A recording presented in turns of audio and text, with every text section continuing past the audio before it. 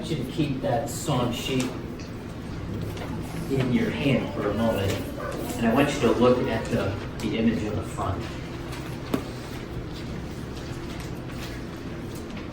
It's a park bench where you've wandered to in one of your more contemplative, reflective moments. You're there alone.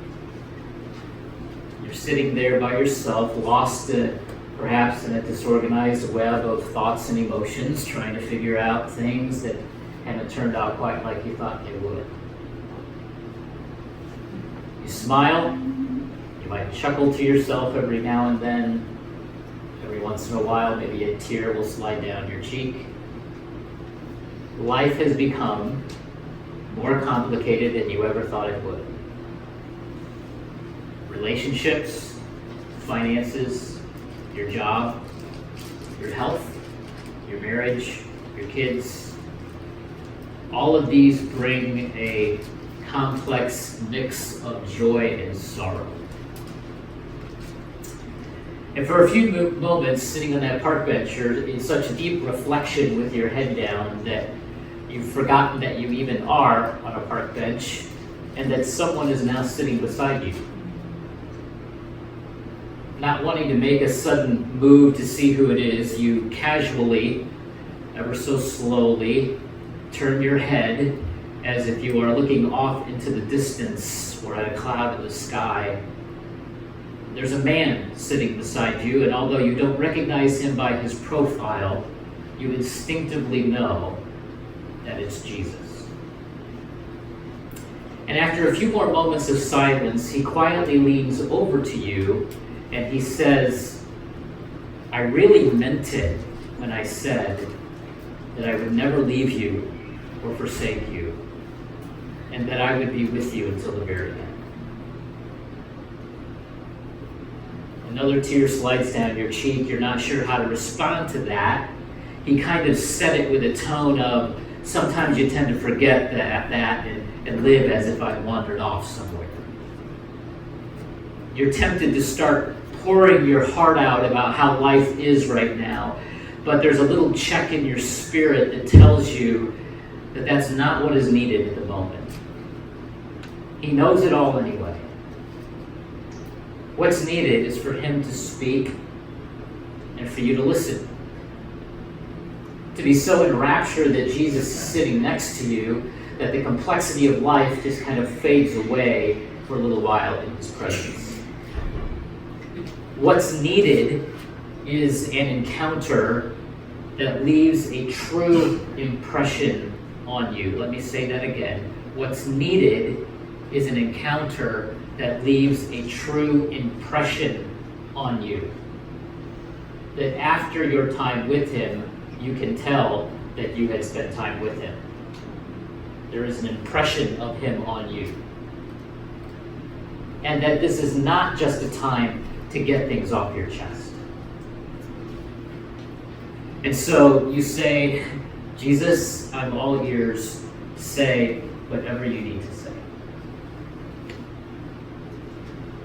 As Jesus and his disciples were on their way, he came to a village where a woman named Martha opened her home to him. She had a sister called Mary who sat at the Lord's feet listening to whatever he said. But Martha was distracted by all the preparations that had to be made, and she came to him and asked, "Lord, don't you care that my sister has left me to do all the work by myself? Tell her to help me!" Exclamation mark. More like, "Tell her to help me!" Can you imagine speaking to Jesus like that? "Martha, Martha." Can you hear his voice? The Lord answered, "You are worried and upset about what? Many things. But only one thing is needed, and Mary has chosen what is better, and it will not be taken away from her." That's from Luke 10:38-42. Martha, okay, Martha is heads, Mary is tails. You need both heads and tails to have a coin that is worth anything, right? So we're not going to poo-poo Martha this morning and raise Mary to some standard that none of us can reach. We're going to look at how both of these women actually give us a sense of how important their respective leanings are toward being a fully functioning citizen in the kingdom of God, even though they lean in different directions. And how we need to be wise on when to lean in that certain direction. Mary is that intimate, reflective, all ears type person, right? We don't hear her saying anything in this passage. Martha is active, she's hospitable, she's service oriented, and we hear her talking in this passage. Mary's tendency is to show love through rapt attention, through a loving gaze, through open ears. She's at the feet of Jesus, hanging on his every word. Her attention is riveted, and she sits in stillness. She is the essence of be still and know that I am God. Martha's tendency is to show love through service, through meal preparation, through active hospitality. And it might be safe to assume that Jesus may have never made it into the house if it were not for Martha. Verse 38 says, Martha is the one that welcomed him into her house. In that culture, as it is in ours today, opening your home for a meal is a sign of wanting to know your guests more intimately. Mary was quiet and reflective. She made her feelings known by her silence and her posture of sitting at Jesus' feet. These contemplative type of individuals enjoy their silence and tend to concentrate on what is happening internally. Martha was loud and reflective. She made her feelings known through her words and her posture of getting ready for the meal. Those type of individuals that lean more toward action tend to concentrate on what is happening or what needs to happen in a certain situation. So, time for a survey. How many of you, with a hand raised, would lean at least 51% in the direction of Mary, that more intimate, reflective, contemplative, quiet, silent, sitting at the feet of Jesus type person? 51% lean in that category. Raise your hand. High and proud. High and proud. All right. Now, you have to answer these questions. You cannot say, well, I kind of moved. All right? You got to lean at least one way or the other, okay? So there better be a lot of hands going up here. All right? How many of you would lean at least 51% in the direction of Martha in that more active, service-oriented type deal? Okay. All right. Here's what I want us to understand this morning. Walking with God is rooted in both intimacy and action. We all have the capacity for both. One is going to come a little easier than the other, but that does not mean that you neglect one for the other. We have a sweet spot, but we also have those areas where the Lord likes to stretch us, right? And throughout history, intimacy with God and active service have been valued differently by those whose bent was in either direction, or even by certain periods of Christianity whose teachings and convictions focused on one area to the detriment of another.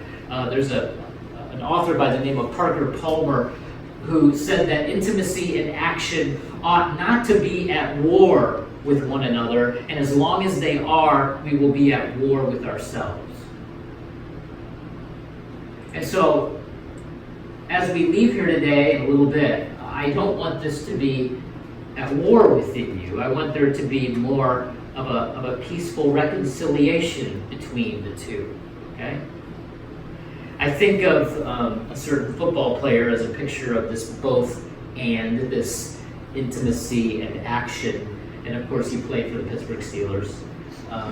He's now retired. His name is Troy Polamalu. He was a free safety who was all over the field, an interception, a sack, a key tackle all the time. But I specifically remember something the commentator said during one game years ago that caught my attention. After he jumped over the offensive line to sack the opposing team's quarterback near the goal line, one commentator said, "You might be surprised that Polamalu is an introspective individual who thinks deeply about religion and who he is as a person and as a football player." And so you have a football player who's all over the field with his flowing hair behind him, and yet a deeply introspective individual. Troy epitomizes intimacy and action. But to be honest with you, that is kind of rare. Many of us probably feel the pressure of the two more than the synchronization of the two. I'm sure you've kind of felt that struggle even within you. Intimacy is that ability to be vulnerable before the Lord and to peel back illusions that have been plastered over your heart and your soul over the years. And action is being willing to express your true self and your gifts in life's situations in the context of community and living a life on mission. Parker Palmer went on to say that intimacy, Mary without Martha, intimacy without action is escapism. In other words, you hide in your prayer closet for the rest of your life and you never interact with anybody ever again.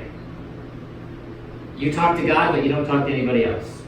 You have a relationship with Jesus, but you're relationally dysfunctional with everyone around you. You use intimacy to escape everybody else. And action without intimacy, Martha without Mary, can kind of be ego-driven, can kind of leave you unfocused. You eventually end up deciding what is best instead of consulting God about what you need to be doing. Here's another way to say it. Intimacy alone is not complete and leads to flight, running away from what God has clearly called you to do in a life of community with other people and living a life on mission. And action alone is not complete and leads to this frenzied state like you see in Martha. This whirlwind of activity that is probably more about you than about God. So to encounter Jesus, as I've said before, is to have a true impression of him left on you. And to have a true impression of him on you is to live a full life, a holistic life, a life that knows that we need both sides of this coin if it's of any value, if it's going to be of any value. We need a life of depth in which we listen deeply to what the Spirit of Jesus is speaking to us, refraining from simply skipping across the surface of our life and not going deep. We must seek the deeper parts of God's heart. We've got to plumb the depths of our own heart in a spirit of humble honesty, while at the same time not alienating those who are more action-oriented. And to live this life of intimacy and action is to serve, is to speak, is to follow, is to minister, is to get our hands dirty. Even if you are a little outside your comfort zone doing that, without insecurity, without those actions feeding our ego and our pride, or alienating us from those who lean more toward intimacy. But obviously, this scene here in Luke 10 kind of breaks down, doesn't it? There's a tension in the room, and we can tell that Martha especially is not a happy camper.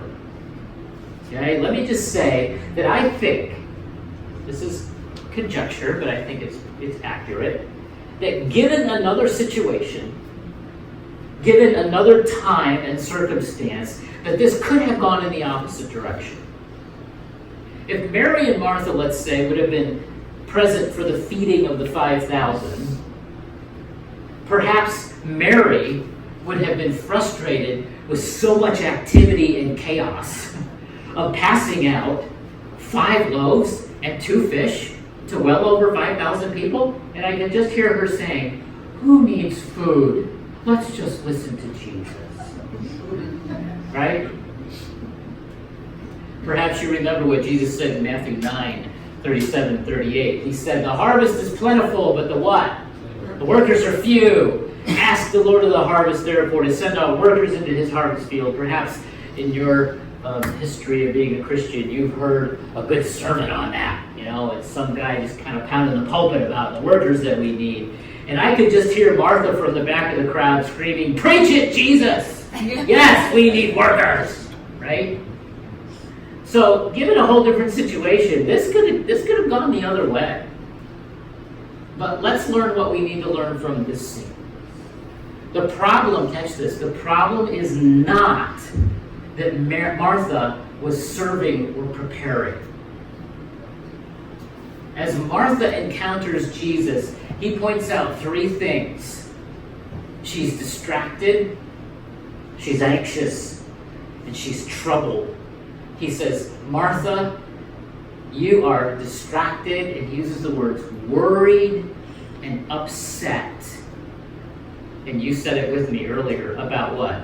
Many things. You see, catch this because we do this all the time. Martha is not upset just because Mary is sitting at the feet of Jesus and not helping. Martha is upset because of what's going on in her own story at that time. And it has ripple effects in the moment, doesn't it? Have you ever said, ooh, man, Rachel was, wow, what did I do to offend Rachel? She's, wow. It didn't have anything to do with me. Rachel's on edge for some reason. Rachel has something going on in her story that has her distracted and upset and frustrated. Okay, worried. So it wasn't the fact that Mary wasn't helping. It was the fact that Martha's story was starting to leak out on other people and have ripple effects in the moment. Jesus can see right through Martha, and that she's got stuff going on the inside. And instead of working herself into a frenzy like she was doing, what she needed to do was go sit on that park bench. Right? Instead of keeping herself a little busybody, she needed to go sit here. Because there was no joy in serving anymore. It had become a distraction, or maybe even a diversion, or an excuse for not sitting down and nurturing her intimate side. Because she knows that when she does, she's going to have to deal with that inside stuff that's distracting her and making her worried and causing frustration in her own heart. That she's going to have to deal with that inside stuff that is worrying and troubling her. So she keeps herself busy and then casts a little blame in Mary's direction. Kind of get the spotlight off of her.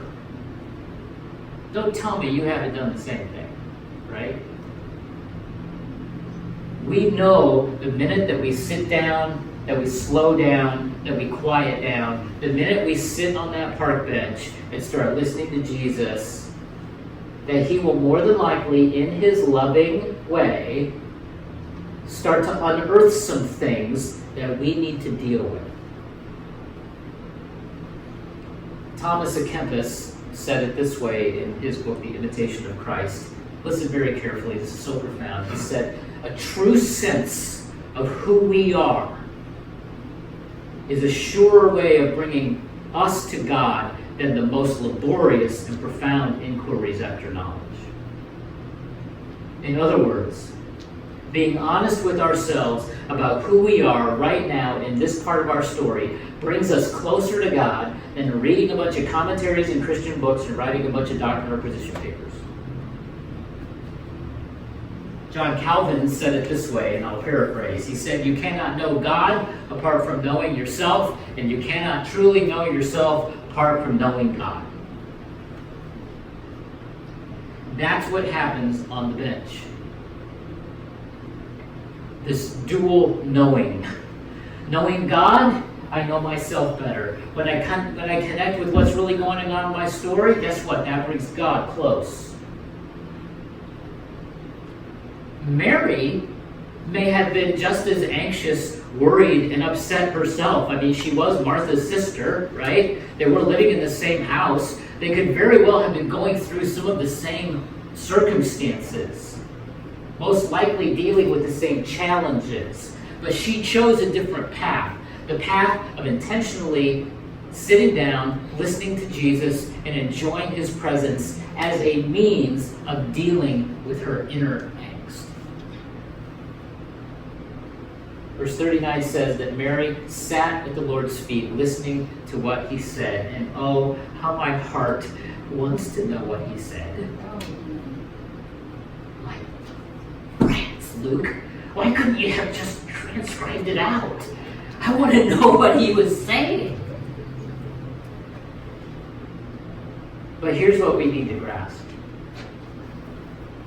When that moment presents itself to us, when Jesus presents himself to us in that way, we must be fully present. Maybe we don't need to know what he said to Mary. Maybe we need to know what he's going to say to us. I believe Mary knew how to be fully present, how to live in the moment, how to be, as Brendan Manning says, in the now here. Because if we are not in the now here, we are in the nowhere. Being in the nowhere is perhaps being in the now here is perhaps the most difficult place in the world to be. We tend to live in the past, how things were, how life should have been, the regrets, the good old days. It's so tempting, but it's so burdensome. And to live in the future, just simply sitting around daydreaming about how we want things to be, can almost be a drug that temporarily removes us from the present. Think about it. I mean, just picture this scene. Jesus was in their house. And I love what John 11, verse 5 says when Jesus was with Mary and Martha and their brother Lazarus, who he raised from the dead. It says that Jesus loved Martha and her sister. Didn't even mention Mary by name. Jesus loved Martha.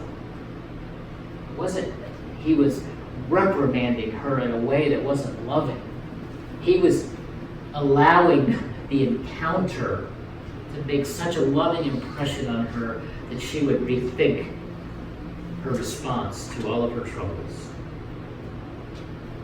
But Jesus was in the house. He was there, he was on the couch, and he was talking.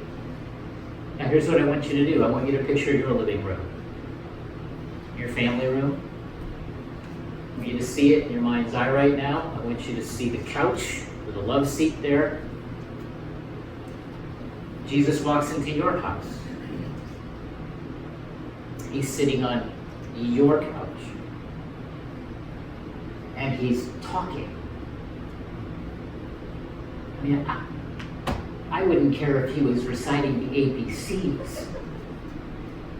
Where do you think you should be? Do you think you should be next to him on the couch or unloading the dishwasher? Do you think you should be listening intently to his every word, or setting the table with your earbuds in? My friends, when Jesus calls to our intimate and reflective side, we have got to answer with the intimate, reflective side, even if you lean 51% the other way. When the divine presents itself, we have got to have a divine awareness. When he sits down on the bench and pats the spot next to him, looking in your direction, guess what? You better sit. And our mission here at Crossroads is to live as a fully functioning citizen in God's kingdom through what? Intimacy. Community and mission. This is the intimacy part. This is listening to God rather than keeping ourselves busy because we're afraid of what he's going to say, or we're fearful of what he might want us to work through as a part of our own transformation. Martha answered with her nervous busybody side. And Jesus said, that's not what is needed in this moment. Martha, you will have situations, you will have times, you will have occasions and opportunities to be busy. But right now is not that time. Only one thing is needed. And when Jesus comes seeking intimacy, we must give him nothing but intimacy in return. And when he says, here, pass out these 5 loaves and 2 fish to 5,000 people, guess what? We better give him nothing but action in return. So let me ask you 2 questions. Number 1, what keeps you in the kitchen when you should be on the couch?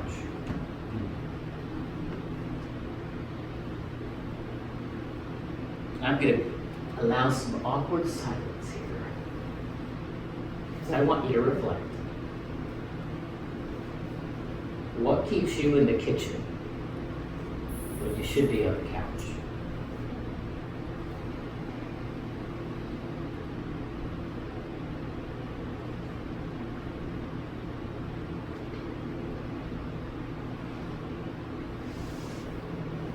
Is it the same as Martha? Are you worried, distracted, and upset about many things, and you're just not sure how to handle it? Are you fearful of where Jesus might take you if you sit down on the couch?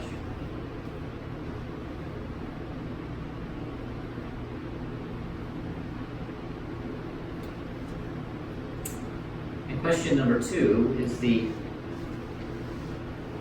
exact opposite question. What keeps you on the couch when you should be in the kitchen?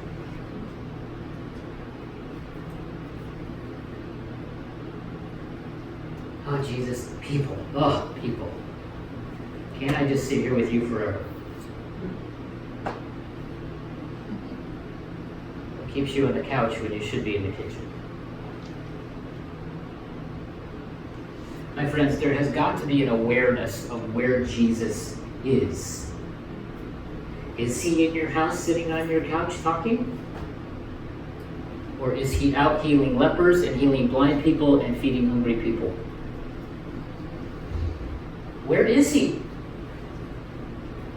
There's got to be an awareness of where he is. Is he on the couch or the bench waiting for you? Or is he out with people living out his life of service and mission?